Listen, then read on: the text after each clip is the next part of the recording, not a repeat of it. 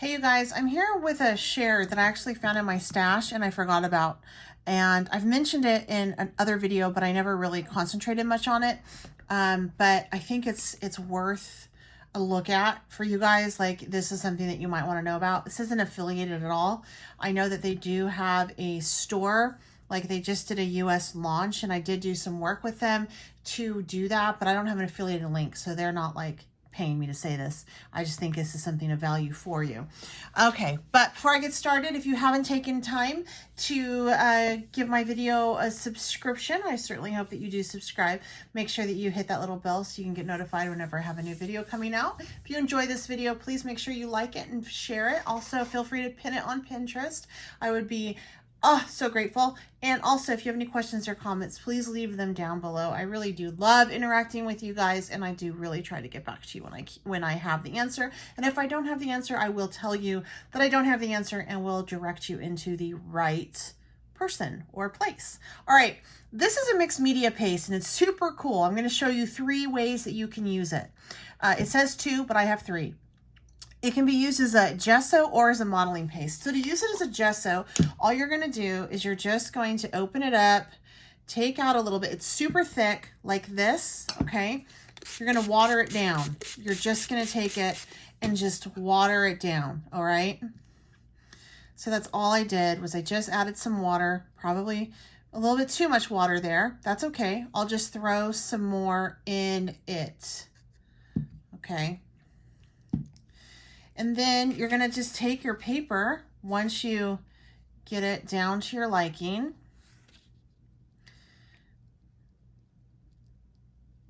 All right, and then you're just going to spread it on your paper and it will prep your paper for mixed media use.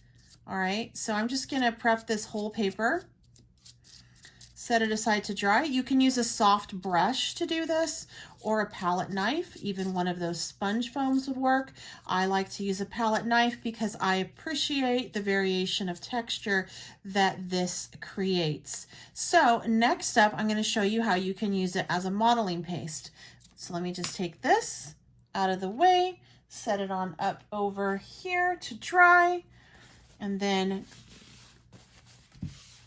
you don't really want to let it dry on anything that you care about because it does work as a gesso, so it could be a little bit tricky to get off. So that's why I am just taking right now real quick and just wiping this down. I'm going to use a little bit of a surface cleaner here just to make sure I do get it off.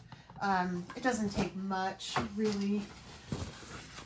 And I'm sure I could get it off if it dried, but you know, why when I can just do it in 30 seconds? Okay, so the next thing is a modeling paste. So I'm going to take this and I'm just going to use the stencil that I have. It is super duper thick. Like, it's pretty freaking incredible. And I'm just going to go over my stencil with it like so. Now, I really probably, you know, could have used some pixie spray on this, but this should be okay. And it really does slide nicely. I mean, really nice. And it's going to give me nice crisp bubbles here. So I'm just really working it in to those spots. Really good coverage here. My goal is to not to have to put any back, but to actually like use it all, right?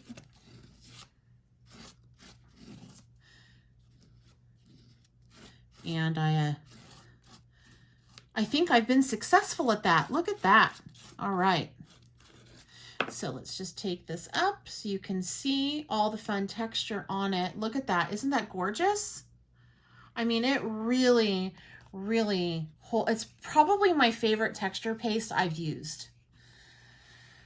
So once again, just gonna take this, wipe it down, because our next one, I'm gonna show you how you can do that Like, we're going to use it as a modeling paste, but we're going to mix some powdered pigment in on it to give it some color.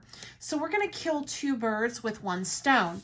Something else that you can do in general with this paste, and really with any gesso, is if you want a chalky, like a chalkboard type finish, you can always put some paint in it, and it will color your gesso, prep your surface, and leave a beautiful chalky type look to it that you can paint on or leave as is. So if you're looking for chalkboard paint, that's not really, you don't want to use on chalkboard, but for that effect, go ahead and just try to put some in your gesso. It totally works. All right, so from here, I'm just going to take some off again, put it off over on my craft mat.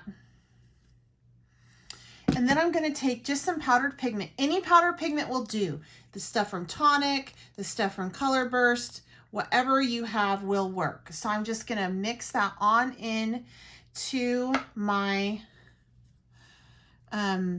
paste, my modeling paste, and look how pretty that is. And if I want it any darker, I would add more. If you want it to really, really mix in so that there's no streaking and no variation, you would just continue to mix it in. Just mix it in, mix it in. So for this one, I'm just going to take this piece of paper right here. And then I'm just going to go across the middle with it. Look how pretty that is. So vibrant and lovely. I thought it would be cute with the bubbles. So I'm just going to go across the middle with this so you can see. And then I'm going to do something else real quick. All right. Picking up my excess here. There we go. Here we are. Voila. So look at how pretty that is. And you have that beautiful raise to it, the beautiful texture on it and the shape. So now what I'm going to do is I'm just going to take and turn this into colored gesso. So I just put a few squirts of water in it. And I was going to try to clean this off too, but may not work. That's all right. Okay, so I'm going to set that off to the side. And then I'm going to take another piece of paper and just use it like gesso. And this time, why don't I use a brush? Just so you can see what that looks like. So I'm just going to pick it up and just use it like gesso, and it will totally prep my surface blue. It's going to dry to a chalky finish. As you can see, it already is starting to dry to quite a lovely chalky type look.